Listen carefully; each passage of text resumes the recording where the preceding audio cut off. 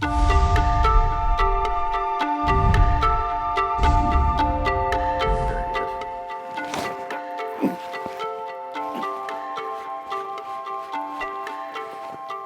gotta, you know, you're going along a riprap bank here, and typically if there's crawfish in a lake like this, they're gonna, well, he's a pretty fish.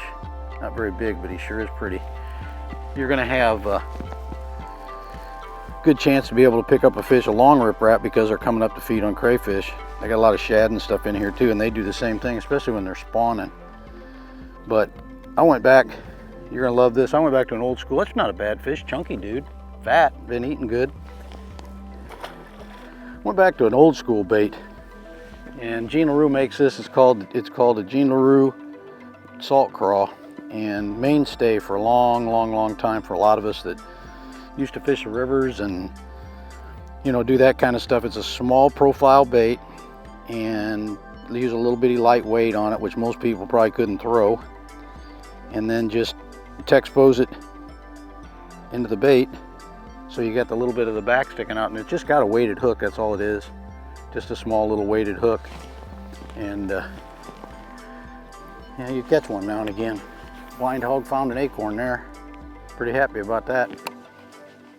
The thing about the salt craw is it really was one of the first salt impregnated baits. Jean LaRue, who's since passed, he got this idea that maybe they would bite something that had salt in it. He liked salt, so he thought maybe he'd put it in some bait, so that's where it came from. The bait itself has a buoyancy that's neutral. It's going to stay in the same area a little bit longer than maybe a bait that doesn't have salt in it. Right below the boat. Not a giant again,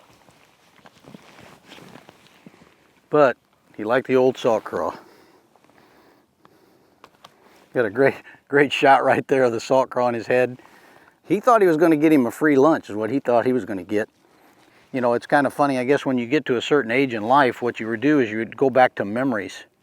And for me, I think sometimes we forget about where we came from, and the baits they used to bite could be every bit as good as they used to be. We just have found something better. I believe that some of the old LaRue stuff probably is every bit as good, and the color selection that we can get now is 10 times better than it was when we used to do it. You know, I'm using a very light weight. Sometimes that can be an advantage because it's more of a finesse presentation. You know, this day and age we go to heavier weights so we can get down through the cover faster.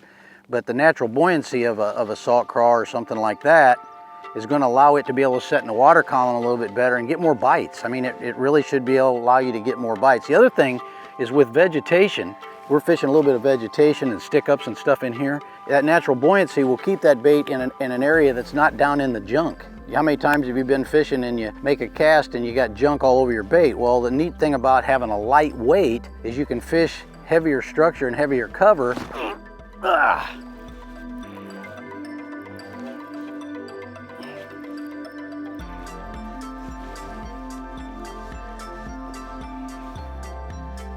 Oh, came off. The big thing when you're fishing a lightweight is patience, because we always have a tendency, most of us anyway, have a tendency to want to work the bait too fast. And a lot of times it's just that natural action. If you watch a fish in an aquarium, what you'll find out is that they're not darting all over everywhere. They're just kind of swimming around and doing their thing. You know, they may move fins a little bit, but they don't just dart around. Well, that's what you're trying to imitate when you're doing a subtle presentation like this. Ah, gotta love it. Old Jean LaRue salt craw come through.